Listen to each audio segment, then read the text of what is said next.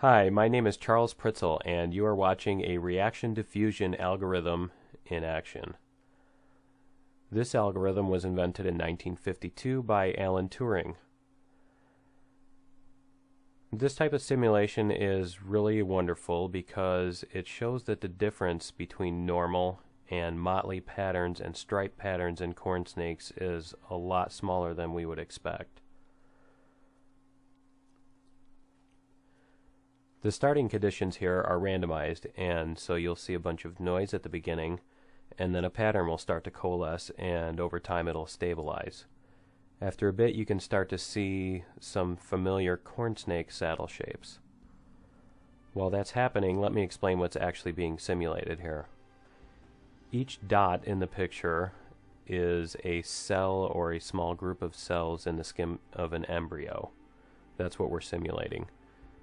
In each cell, there are two molecules. We'll call them U and V. Each molecule tries to move from cell to cell in an attempt to even out the levels of concentration between neighboring cells. In chemistry, it's known as diffusion, and this is the diffusion component of the algorithm. The U and V molecules also react with each other, and they convert U into V. This doesn't happen instantaneously, but instead the speed of the reaction is depending on how much U and V are present in a cell, and also the reaction rate that is set. The settings are over on the left, as you can see. The U molecule is used up in these reactions, but it's also replenished from the underlying tissue. The replenishing rate is also another variable you can change if you need.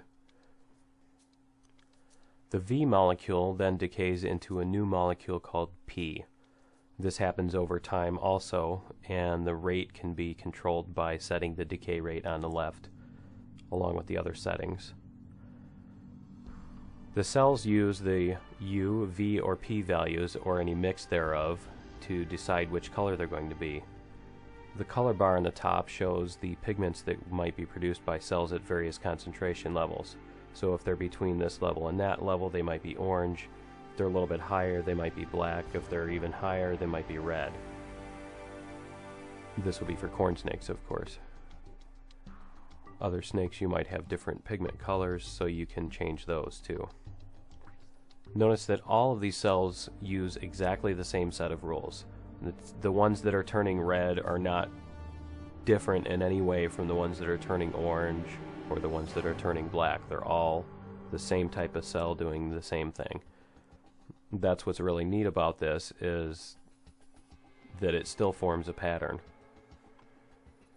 And none of these cells know where they are on the skin. They don't know if they're on the top or the bottom or how far left or right they are. All they know is how much U and V they have and how much the neighbors have. All of this put together then forms this interesting pattern scheme that we see in corn snakes and other animals.